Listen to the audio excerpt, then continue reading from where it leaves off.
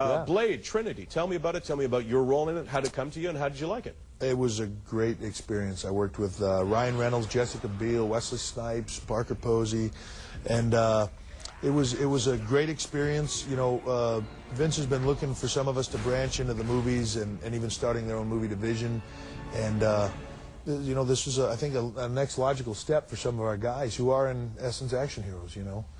Now, the question beforehand should be addressed, I guess. You know, it's well known that I didn't like Wesley much, and I'd like to think he didn't like me, but he's probably long forgotten about me. What did you think of him? He had such nice things to say about you when I talked to him. Yeah. No, this is the lying part now. Yeah. No, you know what? A lot of people had issues with Wesley.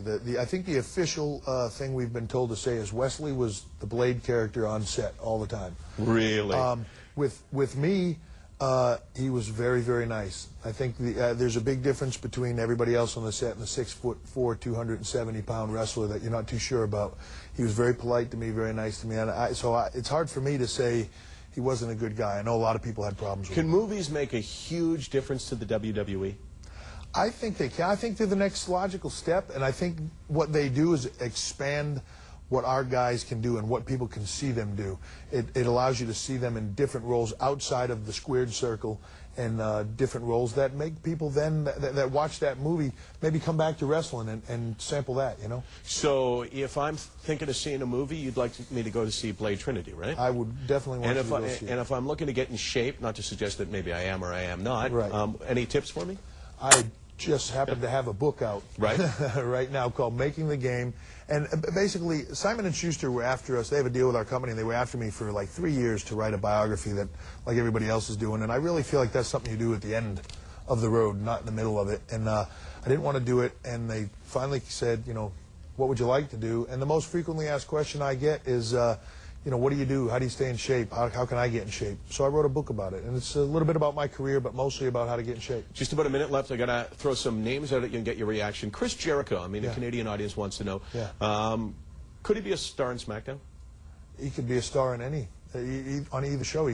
Chris can be as big as he wants to be, as small as he wants to be, and I also think his music's real good. He's coming out with a new album coming up. Not trying to promo for him, but he just gave me a copy of it the other day. It's good. Bob Holly beat up a guy pretty good in the ring, right? Yeah. How come he wasn't fired?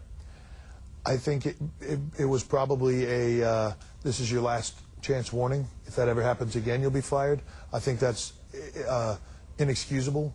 You know, we give each other our bodies in the ring and trust people with our bodies, and anybody that takes a liberty with somebody else, it's totally wrong. You're a gentleman. Great to see you, man. Thank you very much for your time. Nice to see you. Triple H on OTR. Come back anytime. Come back sometime soon. Thank you. Off the Record with Michael Landsberg is brought to you by the Keg Steakhouse and Bar. For great steaks, good friends, see you tonight. Michael Landsberg's clothing provided by Victorinox, Swiss Army. Available at Sporting Life in Toronto and better specialty stores across Canada.